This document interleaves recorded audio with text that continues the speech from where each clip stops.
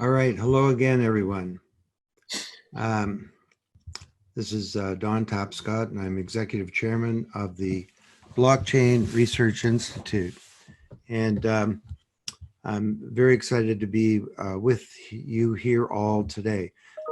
We had a last minute glitch with Zoom. Fascinating. That's never happened before.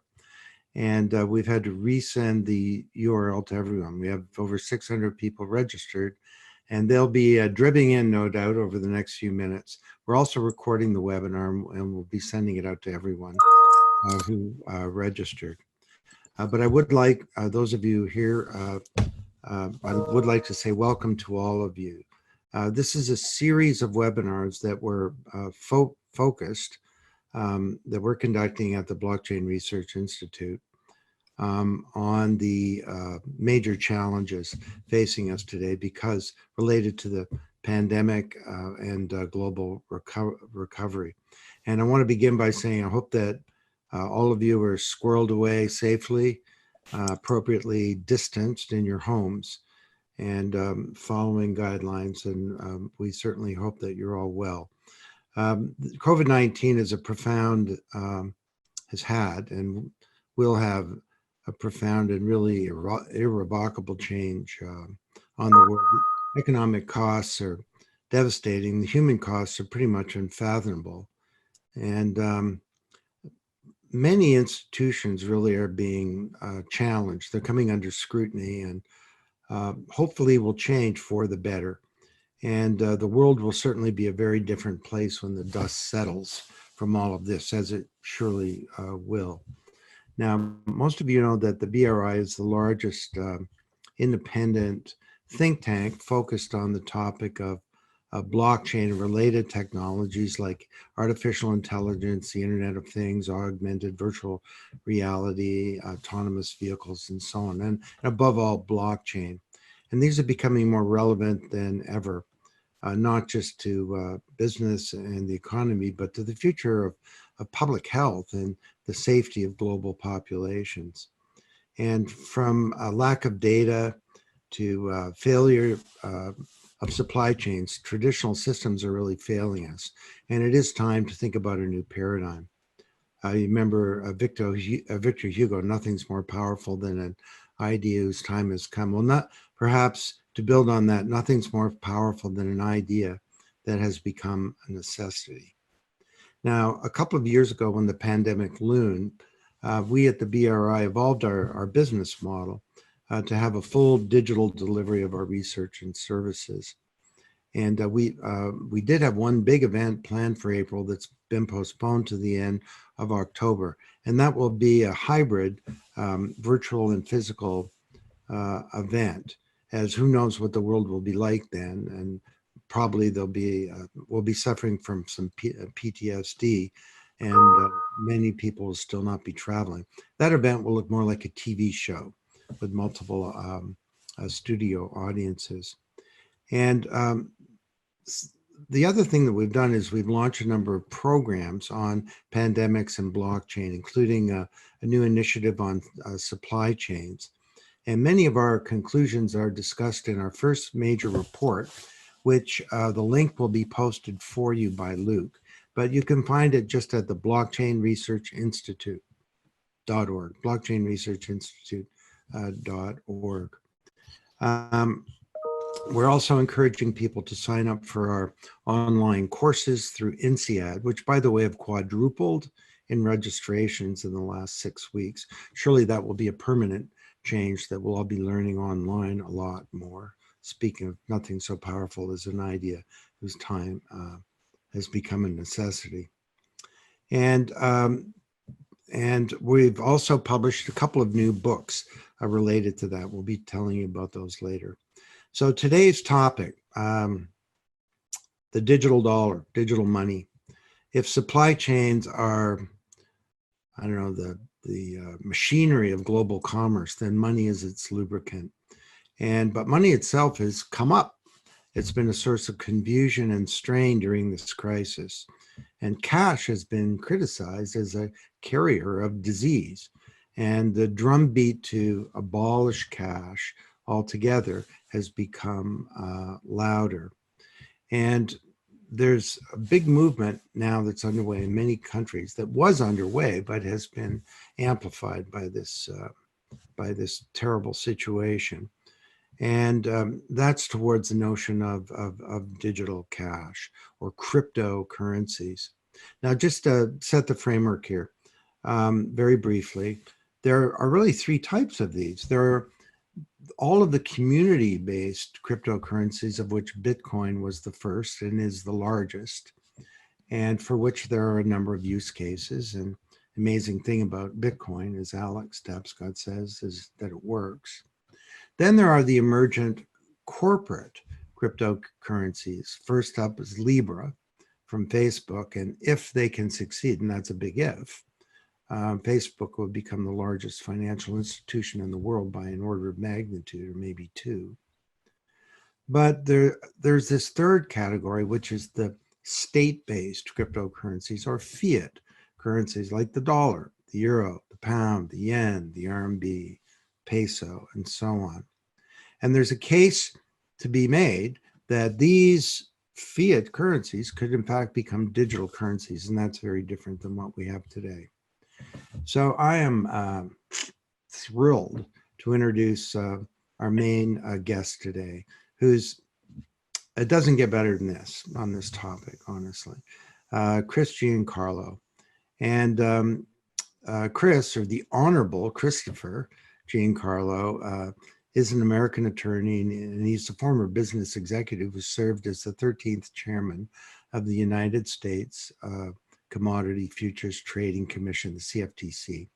And he was first nominated as commissioner by Barack Obama and subsequently by President Donald Trump and approved unanimously by both. I'm not sure how many other humans there are that can speak to that. And Chris is a senior counsel of Wilkie Farr and Gallagher, and it's a preeminent international law firm based in New York. He's also on the advisory board of one of our close partners and affiliates, the Chamber of Digital Commerce. And he's an independent director of the American Financial League and the sponsor of a Maribor and a Maribor Futures. So why Chris? Well, he's a renowned blockchain technology advocate, and he's a key contributor to this global discourse on the topic. And Chris was scheduled to speak at our big event in April, and we felt it was important to get him to you now. During his tenure as the chairman of the CFTC, the agency published primers on virtual currencies and smart contracts, and the first Bitcoin futures contracts were offered, and the CFTC launched Lab CFTC as the agency's stakeholder in the digital evolution of derivatives trading markets. And again, some of you know that at the BRI, we've been doing work on blockchain and derivatives. And Chris has over 45,000 followers on Twitter, where he's known as Crypto Dad. I'm not sure what that would make me, Chris, probably Crypto Grandpa or something. Anyway, pertinent to today, Chris founded the Digital Dollar Foundation, which recently unveiled a suggested framework for a central bank digital currency in the United States.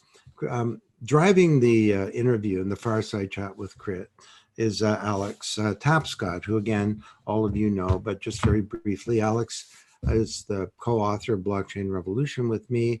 He's the co-founder of the Blockchain Research Institute, and ta-da, Alex has a new book out called The Financial Services Revolution, and it is shipping on Amazon now. It's a gorgeous book. Alex, over to you. Well, thanks, Don, for the great introduction. And let me share my enthusiasm for today's event and to have our guest today, Christopher Giancarlo.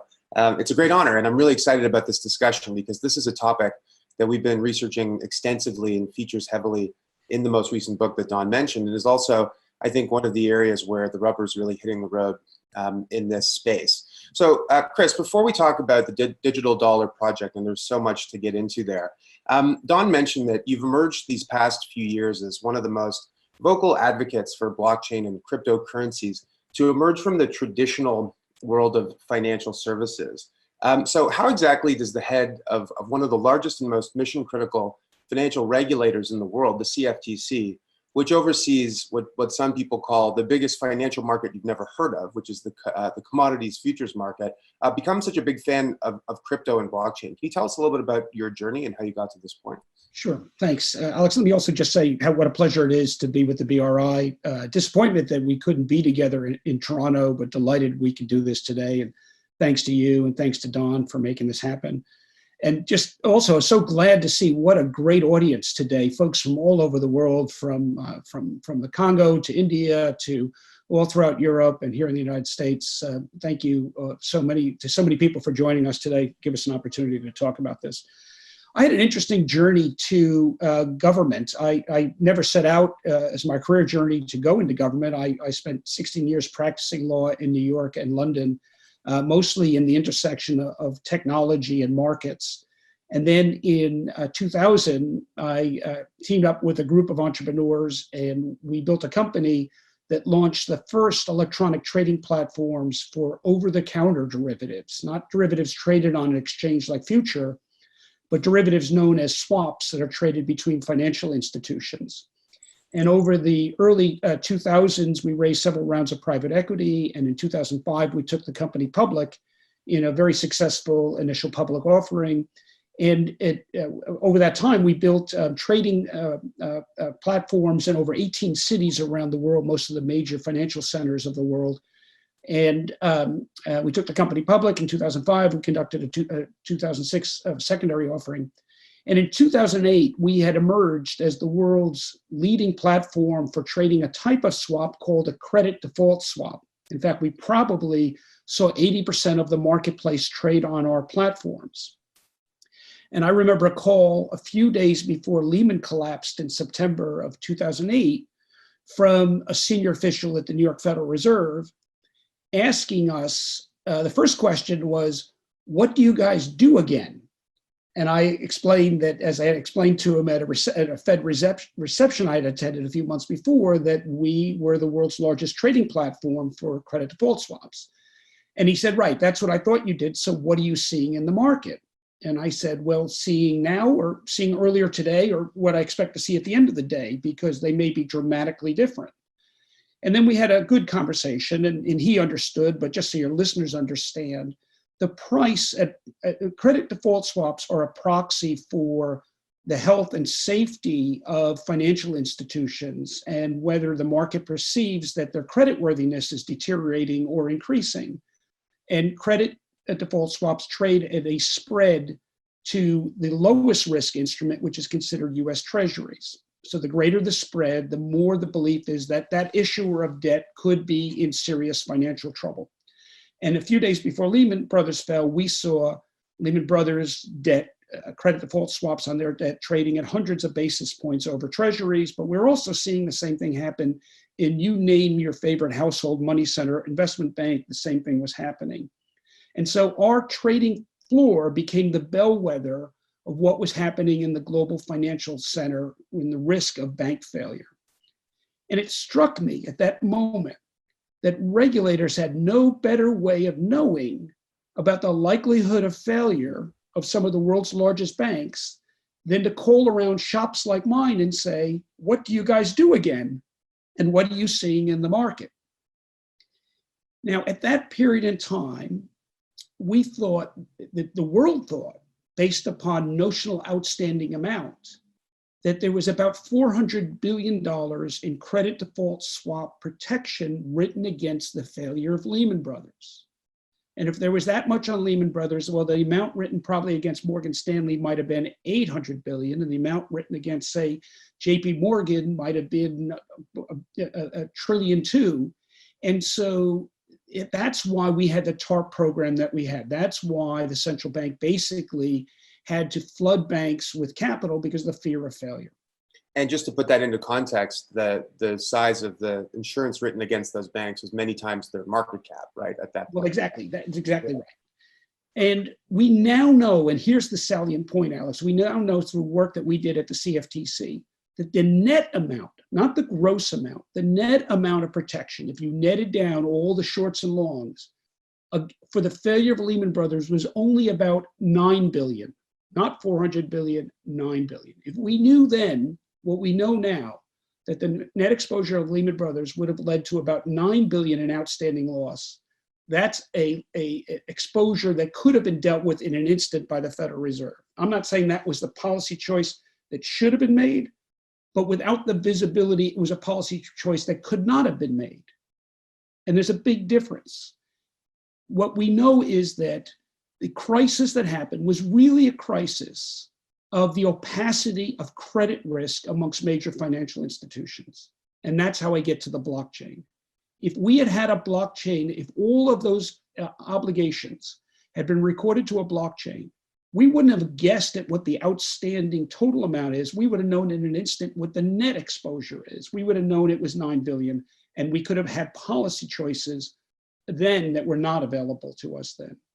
I became a huge believer over the next several years in the power of the blockchain to bring precision and transparency and visibility to financial markets. It was out of that experience that I had in 2008 that I followed the passage of the Dodd-Frank legislation very closely. I served as head of a trade association for platforms like ours and testified multiple times in front of Congress as to how the swaps market worked. Mm-hmm. And in 2010, when the Dodd-Frank law passed, I put out a statement commending President Obama for its passage.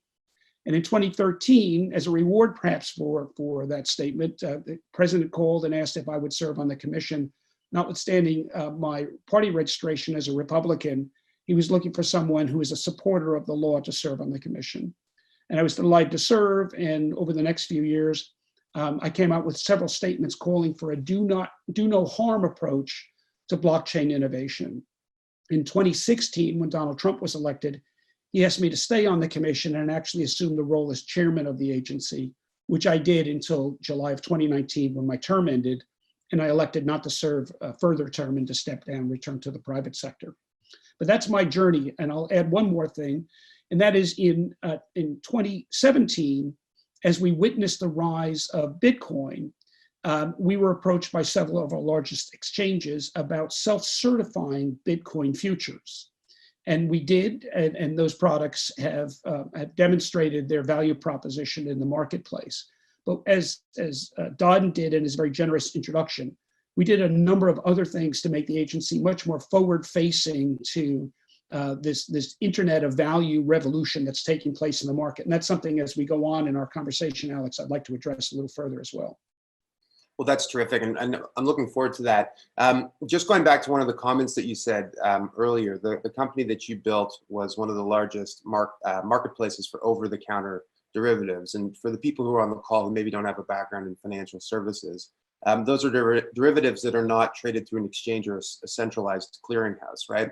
That's correct. They're two different counterparties, financial institutions. And so in the example that you provided, the Federal Reserve, probably Treasury and other groups were trying to figure out, who had what exposure to certain asset classes and where the counterparty risk existed. And the only way they could do that was by contacting them. And a lot of those agreements were done, over email or with spreadsheets in sort of a very sort of primitive way that made understanding the totality of the risk really hard to capture, right, at that moment. Well said, Alex. Yeah. And so obviously having a trusted, distributed record of who owns what and who owes what to whom, in this case, that was the most important thing, would have been extremely helpful. So moving on then to the dollar, I mean, money markets are very different than derivative markets, obviously. And currencies, as Don pointed out, is this area where we're seeing this huge amount of growth. So I think it'd be helpful for everyone if you could, because I think people think of money as being digital in some ways, right? We use credit cards, we use debit cards, we log into our online bank account, we trade on Robinhood, we have contactless payments and so forth. So for everyone who's listening in, what exactly is a digital dollar? How is that different than what we have today? I'm so glad you asked me that. I get comments on Twitter all the time saying the dollar is already digital. Well, let me use an example that somebody gave me. It's a really good one. Faxes are digital, right? But they're very, very different than when you email a document or when you text a document. Yeah. Right? And in both of those cases, neither of them are the actual document itself. They are facsimiles, representations of the document, okay? What we're talking about is something that is actually the instrument itself. That's what tokenization is. It's not a representation of it. It in itself is the thing of value. And that is the big difference. And we'll talk a little bit more about that. But when we're talking about the digital dollar, we're not talking about, say, something like a stable coin that is tied to something of value. We're not talking about a representation of something of value. We're talking about the thing is itself of value. Now, the monetary system that exists today has some degree of things of value in it, like dollars and coins, and a lot of things that are representations of value. If I write a check to you, the check is a demand to an institution to pay you money. If it's endorsed, it may become a thing of value, but initially it's a demand on an institution to pay you something of value. Institutions record things of value on their book, but that value is an obligation of the institution. It's not an obligation of the sovereign, the way fiat is. So when we talk about the digital dollar, we use digital dollar because it's an alliterative phrase that can capture the imagination. But we are actually talking about something much bigger than that, which is known for the cognoscenti as CBDC, or central bank digital currency. Yeah. And I spent a lot of time talking to folks on Capitol Hill in Washington. And if you start talking about tokenized central bank digital currency, you can see their eyes glaze over. So we use the phrase digital dollar. But by that phrase, we are referring to something that is of itself the fiat currency in a digital format. It's very different than representations of that format. It's as different as an email document is different from a facsimile. Mm-hmm. Well, it's so funny. I saw someone on Twitter say, what would you trust more, a stable coin or your deposits at, pick a bank, Wells Fargo? And a lot of people say they prefer the stable coin. What they don't, in fact, realize is that the deposits that back that stable coin are sitting in a bank somewhere. And so there's that same level of counterparty risk, if you will, to owning that, or I should say default risk, if that's the thing that you're concerned about. In all those cases, you're relying on a third-party intermediary to validate that the money is there and that you're entitled to it and that it has value. You're always reliant. When we talk about a digital dollar, we're talking about something, you're reliant, but you're reliant on the sovereign, and that is the United States of America. And traditionally, historically, since the Second World War, looking back several generations, that has been recognized around the world as the most valuable backstop that any instrument of value can have. Sure. Yeah. I mean, T-bills are used as the risk-free rate because they're considered to be undefaultable, basically. One of the things that has come up in this crisis is that the benefit of potentially having a digital dollar like this. And there are two different angles on this that I want to approach the subject. So the first one, as Don pointed out, is that people are saying that cash is a bearer of disease, potentially, that it can help to spread the virus, and that we should replace it or we should eliminate cash. Now, that's something that I find kind of troubling, because there are attributes of cash which are very important. The ability for individuals to make private private transactions is an element of economic freedom, which I think is very important to our understanding of the way the world works. And so we abolish it at our own risk. Now, you've said before that the digital dollar is not a replacement for cash, banknotes, coins, and so forth.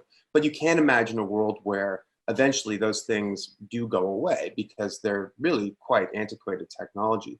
But do you think of the digital dollar as having those same privacy and freedom-enabling attributes that cash today has? Or is the fact that transactions are recorded to this distributed ledger imply or suggest that can never really be the case, because there's always some level of traceability? And you can disagree with the premise also that freedom, that privacy is not an important thing, but I'm curious to hear your thoughts on that. No, I think privacy is vitally important. vitally important to a successful digital dollar.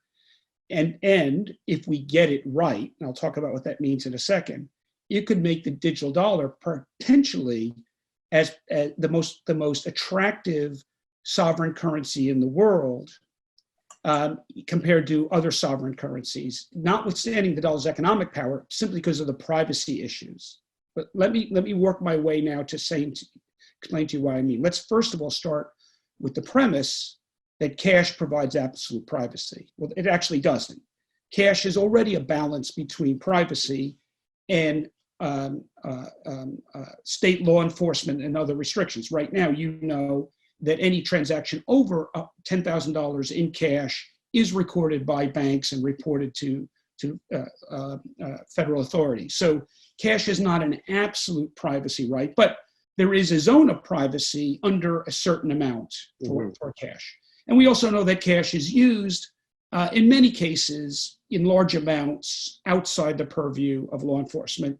And so there is a zone of privacy. I just want to make the point it's not absolute. I like that expression, the zone of privacy, because we've struggled with this as well in our thinking, which is that, you know, privacy is important for individuals doing, you know, normal day-to-day transactions, but we also know how cash is used by criminals to evade taxes, law enforcement, and so forth, right? So we have to figure out a way to strike that balance. So let me tell you how we think you can strike that balance, and why I think actually a U.S. digital dollar could be superior in privacy rights to all other sovereign currencies. It starts on the following basis, and that is, first of all, I think reasonable people can agree that there is a balance. They may put the balance in different places, but there's a balance between the individual's civil rights to a degree of privacy in their transactions, and on the other hand, the sovereign's right to conduct law enforcement, national defense, and others to make sure that their currency is not used for money laundering or human trafficking or drug. Yeah. Okay, so we've got a balance there. We got to find where's that right balance point, right? Okay. In the United States, for over 200 years, there's been a search for where that balance is. And here's where I think the US could actually have superior privacy rights. Only the United States has written into its constitution privacy protections against the governments using information in the Fourth Amendment. Mm-hmm. And that traditionally has given people right to their commercial activity using the sovereign currency. And we think if the Fourth Amendment rights are properly developed and the jurisprudence around this is right, there could be a zone of privacy in the use of a digital dollar that could be superior to others. Why do I say that? Well, Europe has a strong privacy protection law, GDPR, but it doesn't protect against government invasion of privacy. It only protects against commercial usage of privacy. China, in their development of a digital yuan, is claiming that there'll be a zone of privacy, and yet we know in an authoritarian system, all civil rights are compromised when it comes to state security issues. And so I believe, and we believe at the Digital Dollar Project, that developing the jurisprudence around the government's, the US government's approach to commercial activity using the sovereign currency, if it's done right, could actually be a feature of a digital dollar that could be superior to other global reserve currencies. Well, that's music to my ears, because ultimately I think that's one of the big hurdles to implementing this effectively. The other thing that I wanted to talk about in the context of COVID-19 is that right now the Federal Reserve and the government in concert are pumping a record amount of stimulus money into the economy.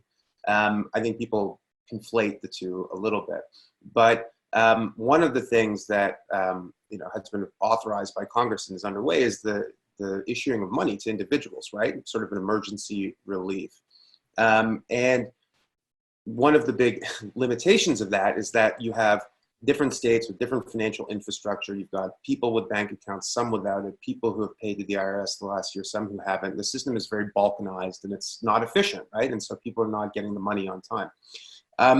Is one of the potential benefits of this that every individual could have a digital account with the Federal Reserve, and if you needed to put liquidity into the economy or to provide emergency relief, that you could just basically to use an expression from our industry, airdrop that money into their accounts. I know in the past you've said that Federal Reserve accounts are not, at least right now, one of the sort of main benefits of this. But can you see that as being part of the roadmap at some point?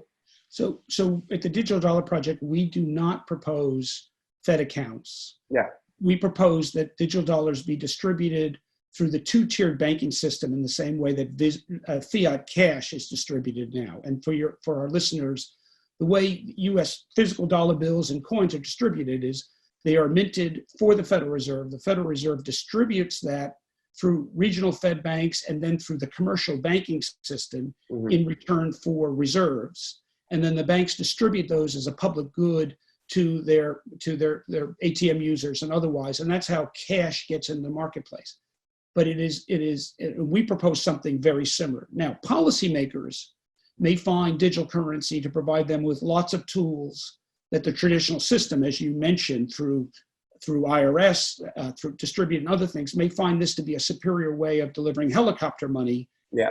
But we see this is about architecture. How policymakers use that architecture is for the political process to determine. But let's get the most modern architecture we can so policymakers have those tools. So in terms of monetary policy, we're not going to make recommendations as to what the size of the money supply would be, or what's the balance between digital fiat and cash fiat. All of those are to be determined by policymakers. But we absolutely need the most modern digital tools for a modern digital economy possible, and that means a digital dollar. So this is infrastructure, right, if you will, for the economy in the U.S. and around the world. Is that? One of the observations I had over my last 5 years in public service is. Sorry. No problem. If you look around and you see our roads and our bridges and our tunnels and our airports, and I'm speaking for the U.S., but it's a good portion of the Western economies as well. Systems that were once state-of-the-art in the 20th century have been allowed to age and decay, in some cases become obsolete. Well, the same is true about much too much of our financial market infrastructure as well. What was once state-of-the-art, as we go into a digital age, as we go into what Don Tapscott calls the Internet of Value, these analog-based systems are really not up to the challenge. And nowhere is anything more central to a digital marketplace, a world of digital assets, than having a digital unit of account being a digital dollar. The world's commodities today, for the most part, are priced in dollars, whether that be soybeans or cotton or wheat, whether that be oil or natural gas, or whether that be most of the world's important large contracts are accounted for in dollars. And as all of those things become digitized, how long can the dollar remain the world's major unit of account and therefore reserve currency if it remains analog? It needs to become a digital instrument in order to be the unit of account for digital instruments. That's incredibly well said. I want to go down that path for a second. So Mark Carney, who's the former governor of the Bank of England, I'm sure you know him well. Know him personally, said, so, the Jackson Hole event that the Fed hosts for global central bankers, last year, he actually gave this speech. I don't know if you remember this, where basically he said, the US dollar was the reserve currency because at Bretton Woods, the US was the country with the biggest creditor nation with all the gold, and it was the biggest military, and after the war, it had the largest economy by far, and it was able to exert its will. But these days, the situation's way different. We have a multipolar world. The U.S., in terms of the dollar value, in terms of global trade, half of global trade or more is denominated in U.S. dollars, even though the U.S. economy is only about 10% of the global economy. And so what he argued during that speech was actually that we should move on from the U.S. dollar standard, but not to some other sovereign currency. It shouldn't be based on the RMB or the euro or something like that. Instead, it should be what he called a synthetic hegemonic currency, which is a bit of a mouthful. But basically the idea was you have a unit of account based on a basket of sovereign digital currencies, essentially. So I want to get your perspective on that. It sounds to me like you think that if the US retains its lead or retains its status as the global reserve currency, that's good for the world. But is it good for the world, or is it just good for the US? And what do you think of the idea of a synthetic hegemonic currency? I'm so glad you asked that. So, a disclaimer to your audience is, at the end of the day, I've just finished 5-year service as a U.S. regulator. Yeah, right. I'm a U.S. citizen. I have to view the world from my perspective in that regard. So I hope your audience will accept that. I'm sure they all have their own perspective. Sure. But I believe that the prevalence of the dollar as a global reserve currency from the mid of the 20th century is relatively unique in human history. Throughout most of human history, you've had multiple sovereign currencies competing for basically market share in the world. And I think the predominance of the dollar is relatively unique. And yet something else uniquely has happened during that same period of time. And that is, during that period of time, a global world economy has emerged. And as part of that global emergence of a global economy, what we used to call globalization, more people have moved out of poverty into the middle class than ever before in human history. And with that has come increased life expectancy, has come reduced child death, has come greater health care, has become greater life expectancy. And at the same time has come greater enjoyment of civil liberties and freedom. US values have accompanied the dollar's role in the global world. Now, that's not to say it's always been perfect. And there are many complaints, reasonable complaints, about the dollar's use of sanction activity, et cetera, et cetera, et cetera. And I don't deny them. I'm talking about something that's on balance and net good. I think the dollar's role in the global economy over the last several generations has been a net good for the world.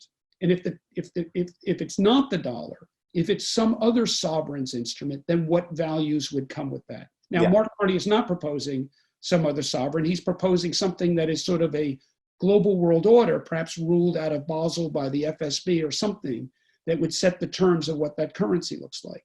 But the question is, one of those core values that's driven the dollar has been democracy, has been some degree of representative interest.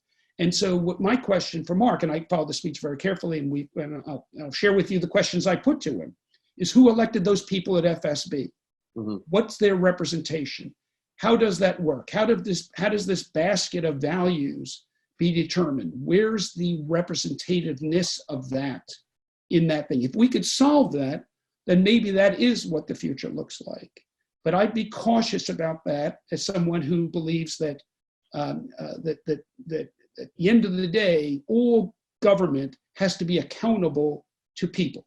That's what democracy is about. And so my question in his proposal is the representativeness of it, or its lack of. Is it to be central banks who themselves are not terribly accountable to a voting population? So if we could get that right, then maybe there's something in that. I'm probably of the belief that the dollar's got a generation or more to go in it, because its value proposition, I still think, is superior to perhaps some of the ones coming out of authoritarianism countries. I think democratic values of private enterprise, of a broad, durable good for all participants, of public and private partnerships, of a balance of privacy and national security. So compared to some of its competitors, how is privacy rights abrogated in one? And is there a rule of law approach to that, or is it down to state supremacy? So if we can get all those issues right, then I think something perhaps can replace the dollar. But right now, there's a reason, and it's not just an economic reason, I believe, that the dollar has enjoyed the world's patronage. I think it also has to do with some of the values that went into it as well. Yeah, well, sorry, yes. Yeah. Yeah, not to wreck your flow here, because it's great. Just a side on that. So China, of course, is moving quickly towards their DCEP. It's a fiat cryptocurrency. President Xi Jinping has said that blockchain and AI are the two big dominant technologies for China to build an innovation economy. And I'm wondering if that announcement has really stimulated things in the US. I mean, the threat to the US dollar as the currency of record is pretty clear. They roll that out into Southeast Asia, across One Belt, One Road, into Africa, and all of a sudden the Chinese currency, in theory at least, could become a dominant currency globally. Is that weirdly helping you in your efforts to move forward with this, with a digital dollar?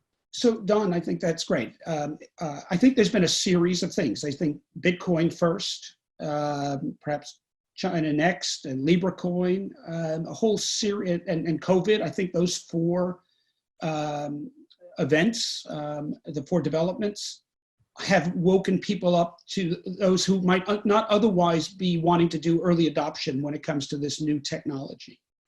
But at the end of the day, Don, it's more than even those things. It's about modernization of architecture. You know, bridges and airports need to be modernized. Every 50 years, they need to be torn down and re-engineered. And the dollar at the heart, currency at the heart, is about infrastructure. It's a public good. It's on which an economy is built. It's on which people start businesses and realize their dreams. It's on which people aspire to a greater financial security, and it relies on the security that it's fit for purpose. And I'll just talk for a moment about history, which is really interesting. I've done a little bit of historical research on this. At the time of the European exploration of the east coast of the Western Hemisphere, there were in the 16th and 17th centuries, there were multiple currencies in use. Some were sovereign, French francs, Dutch guilders, and some were commercial. The West India Company issued its own script. So there was a balance of commercial and a balance of sovereign instruments. You can analogize to our own time when you've got perhaps things like Libra coin as opposed to sovereign CBDC, all competing for commerce. But the one instrument, the one coin that was the most desirable during that 150-year period was the dollar. But it wasn't the US dollar, it was the Spanish dollar. And the reason why the Spanish dollar was considered to be the currency to have is because it was minted using New World silver, which was purer than Old World silver. And that meant it used less alloy, made it lighter to travel, whether in your pocket or in a steel trunk or an iron trunk. It also made it more consistently pure, and therefore it was more fungible. One coin was the same as another, and you had to do less weighing. But here's the other point. It was also technologically more advanced than the others because it was minted in such a way that you could break off 8 equal pieces, known as pieces of 8, so you could fractionalize it to do smaller transactions. Well, isn't that what digitization of our currency is all about, right? It's being able to have a technological advance. So think about the dollar today. It's an analog instrument. We're going into a digital world that you, Don, have reminded us so many times. What we need to do is future-proof the dollar. We need to modernize it to modernize with the time. So despite the threats or the challenges posed by whether they be commercial instruments like Libra coin or whether they be something as DeFi as Bitcoin or be something as sovereign as China, at the end of the day, this is nothing more or nothing less than about modernizing something that has served so well in an analog economy, modernizing it for a digital economy. So it's something worth doing in its own right, notwithstanding what may be happening anywhere else in the world. That's a terrific analogy. Token. It was the piece of 8 was the first sort of form of fractionalization or tokenization, right? Of a single unit of currency. Well, that's always been one of the criticisms of precious metal in general, is that it's hard to fractionalize, right? And with fiat currencies are fractionalizable, if that's the word, but digital currencies can be fractionalized to any specific amount you possibly want, which enables all sorts of other kinds of use cases, like say micropayments, right? So there's all these, in the same way that the piece of 8 was better than what came before, and the US dollar is better than the pound sterling. There's these attributes. So there have been, this could go on for hours, but I want to get to some of the questions that have come in. There's some comments about Libra. So Libra is quite an interesting topic. Don at the beginning started with this taxonomy of community-based currencies, corporate currencies, and CBDCs. In the context of corporate currencies, there's a bunch of ways I can approach this. Number one, though, is one of the criticisms of Libra was that by going the route of having a basket of currencies, they were in effect they were creating money, which is a role that's normally been confined to governments and central banks, at least for the past 150 years or so, and that there was no democratic accountability for, where those deposits sat, what kind of monetary policy it would have, whether or not Libra could start or cut off service in certain countries, and do all these things that usually and hopefully require the consent of the governed who are using that currency. And so Congress and certain regulators in the US have been very vocal in their opposition. More recently, Libra has scaled things back and is now going more the route of basically creating stable coins for different kinds of currencies, like say the US dollar, and they're hoping, I guess, that will be more palatable. What was your view on the original design? Because I thought it was quite bold and innovative, but also raised these concerns. And I'm curious what your opinion is. So at the Digital Dollar Project, we have made taken a foundational position that we don't seek to either criticize or call for the restriction or suppression of any other instrument, whether that be a commercial instrument or another sovereign or a DeFi instrument like Bitcoin. That is a decision that the project has taken. It's one that I'm very comfortable with as someone who's a market regulator. Market's always healthier and healthiest when there's a multiplicity of trading instruments for market participants to choose from. Choice is a good thing.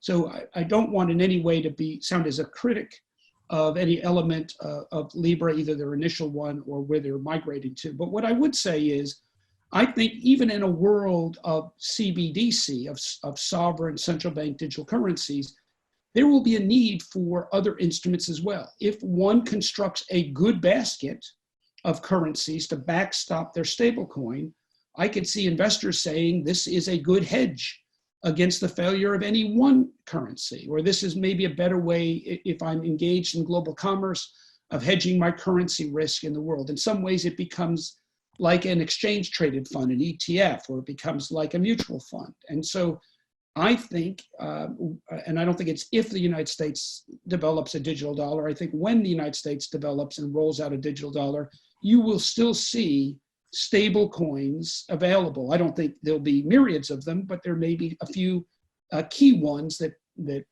folks engaged in international commerce or broad investing may see as a way of hedging any particular currency risk of anyone. But construction will be very important, just as investing in a fund is. You've got to read the fine print. Where are the reserves held? Who holds them? Who are the trustees? What are the risks of loss that are involved in any time that you're not having actual fiat, but you're going to something that is tied to fiat? Yeah. You mentioned there's a couple things there. So the 20th century, you talked about American institutions. A lot of the institutions that emerged from the Second World War were American by design. The financial system based around the US dollar. One of the other things that the US pioneered in the 20th century was securities regulation. After the crash of 1929, the Securities Act of 1933 became state of the art in terms of how we think about public disclosure, how we think about insider information, how we think about market transparency and so forth. And yet that's almost 100 years old, right? And so could you make the argument that the regulatory infrastructure, similar to the bridges and roads and tunnels, and maybe even the underlying financial system, is itself antiquated and in need of modernization? How do you think about that? 100%. What you said.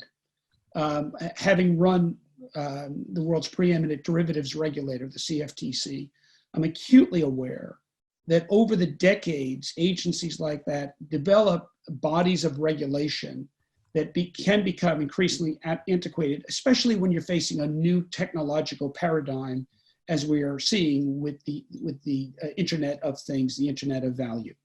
And that's very much the case at the Securities and Exchange Commission, chaired by my good friend Jay Clayton, an agency that as an independent agency is older than the CFTC.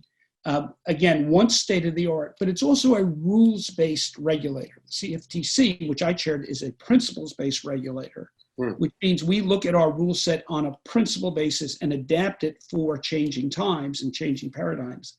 The SEC is a rules base. They build rules on top of rules.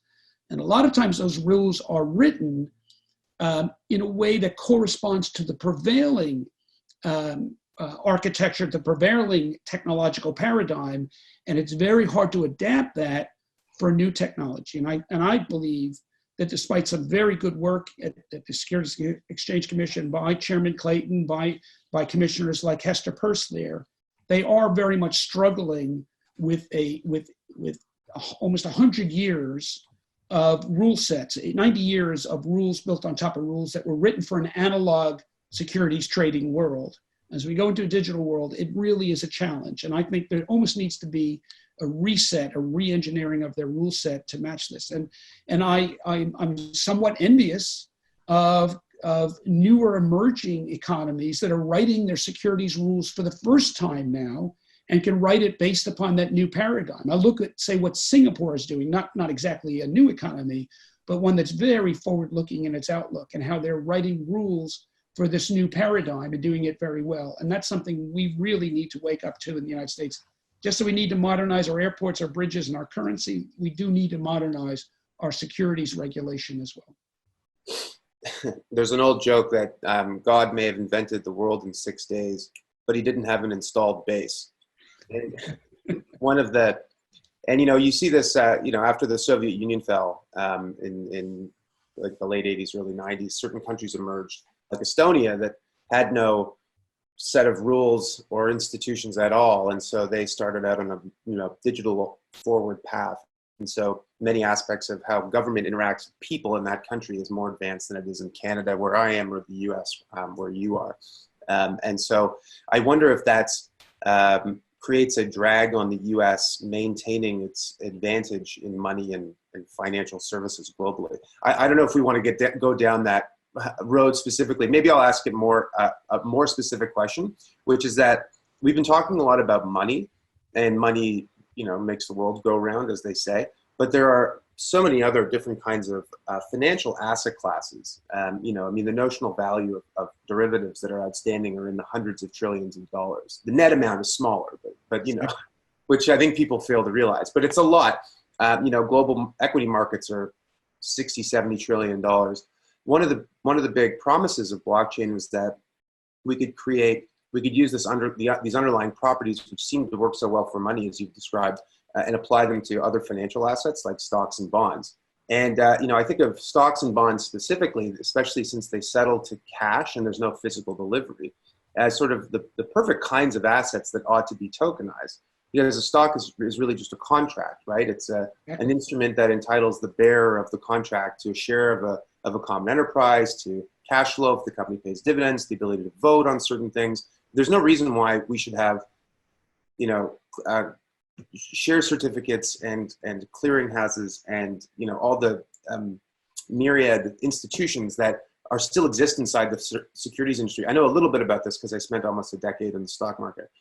So why has the pace of innovation not been faster? Is it a technical question or is it a regulatory question? Because you alluded to that earlier. Well, first of all, I think it was Bill Gates who said, when you look at things forward-looking, it always seems like it takes longer to get there. And then when you look back, boy, it happened pretty fast. Right.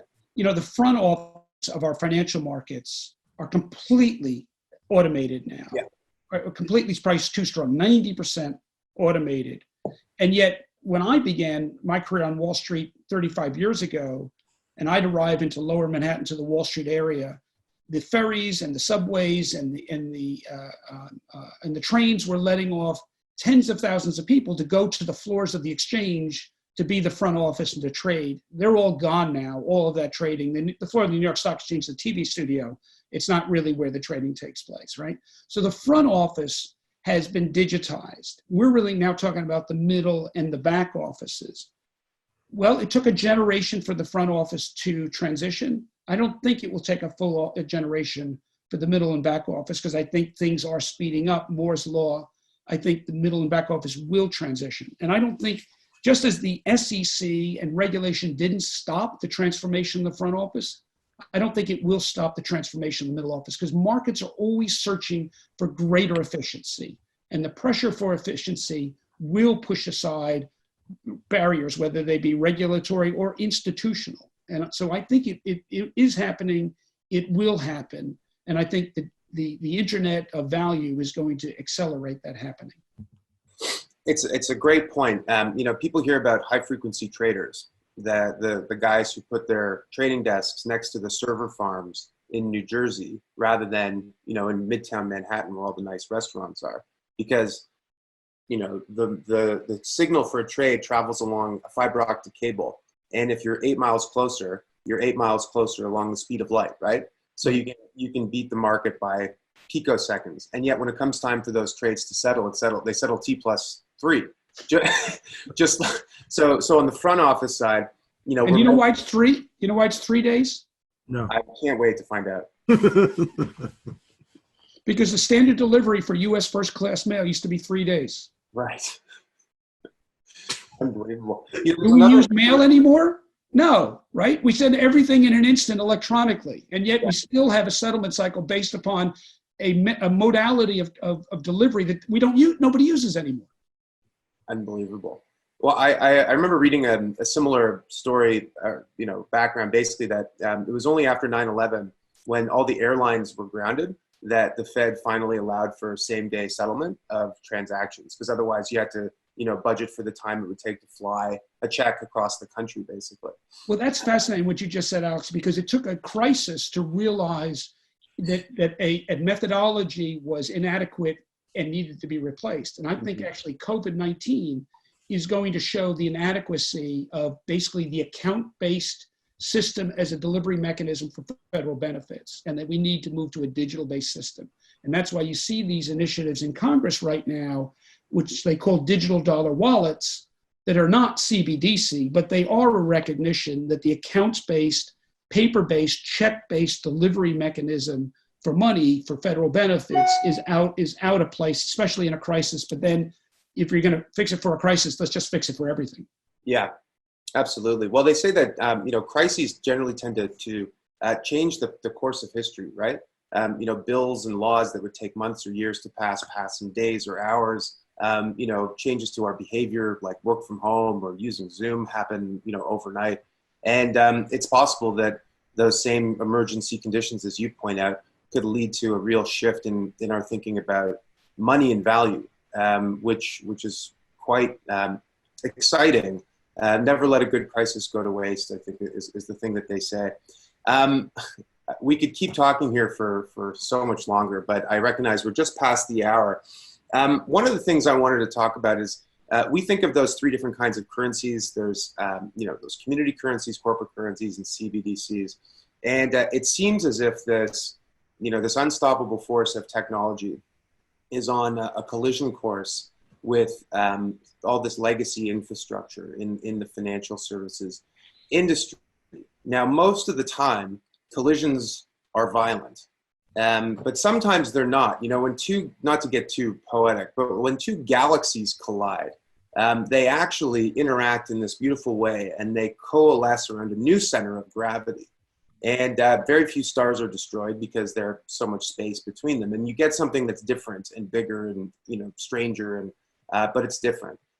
So what's the collision going to look like? I mean, is this going to be something violent? Are vested interests going to push against change? Are we going to see them, fighting tooth and nail to defend their territory? Or is this something where, this collision could create something beautiful?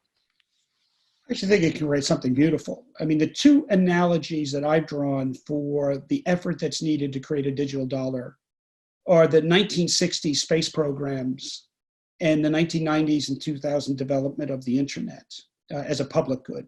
And in both cases, what I think the United States did very well was to build partnerships between the public and the private sector. When China does something big, whether it's build a blue water navy or create a digital RMB, it's driven by the Communist Party, and it's a top-down approach. When Europe does big things, it's often the public sector that lays out a framework and tells innovators, okay, here's the framework, you need to innovate to this framework. But when we do big things in the United States, and I include Canada in this, I include the Northern Hemisphere in this, when we do big things, it tends to be very much a blending of public and private. And that's what the space program was. And all the goods that came out of that for the private sector, all the new businesses, all the entrepreneurial activity that flowed from that. And this, certainly the same was true about the internet as well. And I think that should be the model for developing a US CBDC. And what may flow out of it is a lot of innovation for commercial currencies and for DeFi experiments, community currencies. Like I think there's, just as I think a US CBDC can learn from Bitcoin, Bitcoin could learn from the work that would go into building a US central bank digital currency. So I think it doesn't have to be worlds collide. I think it could be a sort of a beautiful flowering of innovation, and one side informing the other and vice versa, and all the good that can come out of that in the way those two other experiments did as well. Well said. We've often advocated for, multi-stakeholder approach to problem solving. And you mentioned a couple of great examples where it was that, collaboration between public sector, private sector, between, NGOs even. I mean, there are a lot of, governance organizations in the internet ecosystem that played an important role in developing standards and shaping policy and so forth. And I think you're right that we need that all hands on deck approach for this as well. And you know what, right now, one of the silver linings in the COVID crisis is how the public sector and the private sector are working together. It's not in some of the more, sensational news stories, but the fact of the matter is there's all kinds of innovation going on in building respirators and building PPE equipment and building a virus. I mean, the large pharmaceuticals and the biotech companies are doing some work that normally would take years, if not decades, to get done. They're getting done in weeks and months. It's there's an amazing amount of cooperation going on. And that should be, we should look to those models as our edge. That's when we do big things, that's when they're done well, when it's a real blending of the public and private sector with all the benefits that come from that in a free market economy. And I think that's the model we should be pursuing now. So Chris, we're just past the hour. Like I said, we could go on forever. For people who want to learn more about the Digital Dollar Project, where can they find out information? Where can they follow what you're doing and so forth? Thank you, Alex. So we have a website called digitaldollarproject.org, digitaldollarproject.org. I use Twitter actively to report on things we're doing, and my handle is Giancarlo MKTS. That stands for Giancarlo Markets, Giancarlo MKTS. So follow me on Twitter and follow the Digital Dollar Project. And Alex, thank you again for the prompt. I'll also mention that we are weeks away from publishing our first white paper on the Digital Dollar Project. And it's going to be a fairly, I think, thoughtful review of not just what a digital dollar should look like, but also what are some of the use cases that can be done. And it's going to propose a series of pilot programs that the US public sector could do to work with the private sector in rolling this out. We don't think a digital dollar should be done in a big bang overnight. It should be done thoughtfully, carefully, in an iterative process. Just as the decision to go to the moon was taken in the late 50s, the landing on the moon didn't take place until 10 years later. And along the way, there were multiple programs. There was the Gemini mission, the Apollo mission, the Mercury mission, all different rollouts of the technology before the technology was perfected. And we're proposing that the development of a digital dollar be a similar developmental effort across the private and the public sectors in a series of pilot programs and iterative structures. So we'll be laying that out in our white paper. We'll be publishing that on our website. We look forward to input. I'm sorry we didn't get to all the great questions that were asked along the way here, but please, there's a dialogue box on the digitaldollarproject.org website that you can email us. We'll respond to you. And when our white paper's out, we welcome really thoughtful input into it. Again, we want to learn and we want to educate at the same time. So thank you. Well, thanks again, Chris. So you can be the John Glenn and you can help pave the way for the Neil Armstrong to push it over the edge. How about that? That would be wonderful. Thank you to Christopher Giancarlo, Crypto Dad, for joining us, and I'll hand it over to Real Dad, Don Tapscott, to wrap it up. Go ahead. Well, that was a tour de force. No, often I try and summarize these webinars. I won't even attempt that, but just thank you so much, Chris. Some of the big insights. First of all, thanks for explaining lucidly that what we have today is not a digital dollar, the notion of a bearer instrument. That was wonderful. Something that never occurred to me is that privacy can be a competitive differentiator for the US dollar. That's a profound idea. Privacy built into the architecture. And it's one of the great things about this technology. You can have your cake and eat it too. You know, you could defend the privacy of individuals, but a system like this could deliver extraordinary transparency into the infrastructure. Central bankers could maybe have a lighter touch on regulation and not have all these rules upon rules upon rules. Sunlight is a great disinfectant, and you make institutions naked and they got to get buff, you know, basically. I think that, thank you for that about the regulatory discussion. We've talked about this before, 90 years of rules written for an analog world. You know, we travel around the world, we study different countries, and every country, number one problem to entrepreneurs, not just in the crypto space, but blockchain and even within large institutions, they tell us the regulatory environment is number one. It's like a new paradigm bumping up against an old. Yeah, new opportunities for new economies to leapfrog others. This, of course, has occurred throughout history. It happened around mobility as well. And overall, I would say that, you know, just to, and poor Alex has heard me say this before about 100 times, but, you know, this is a new paradigm that we're talking about. And I did write the book, Paradigm Shift, so I'm allowed to use that word.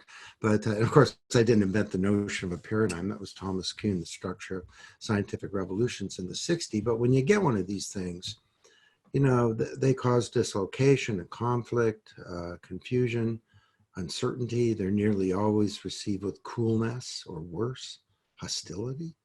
Vested interests often do fight against change, and leaders of both paradigms have great difficulty embracing the new.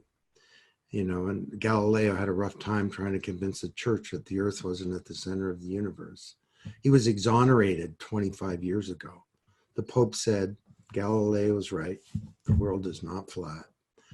You know, the leaders of Newtonian physics fought against Einstein's general theory of relativity. And when you have a new paradigm, you get a leadership crisis, and a new paradigm calls forth new leaders, and you're certainly at the top of our list. You know, not just the United States, but the world is very fortunate to have this kind of clear thinking and based on a lifetime of experience making things happen. And so on behalf of the BRI and everyone attending, I think we would say thank you and Godspeed to you. Just on follow-up, a whole bunch of people have said, could we have an edited version of this transcript? We're going to do that for sure. And Chris will approve it through you, but I think that's going to be a great thing. I was thinking we should write a case on this, but let's see what your white paper says. And we'd be happy to contribute. Of course, we'll make a really big deal of it when it comes out. And of course, we would happily, we haven't discussed this, but we would offer your foundation full access to the BRI and to our library, as we've done with other friendly organizations like the Chamber of Digital Commerce. So again, thank you very much, Chris, and let's continue the conversation, and please don't give up, because what you're doing is so important. Thank you, Don. Thank you, everybody. Thank you, BRI. Thanks, man. Take care. Thanks. Bye, everyone.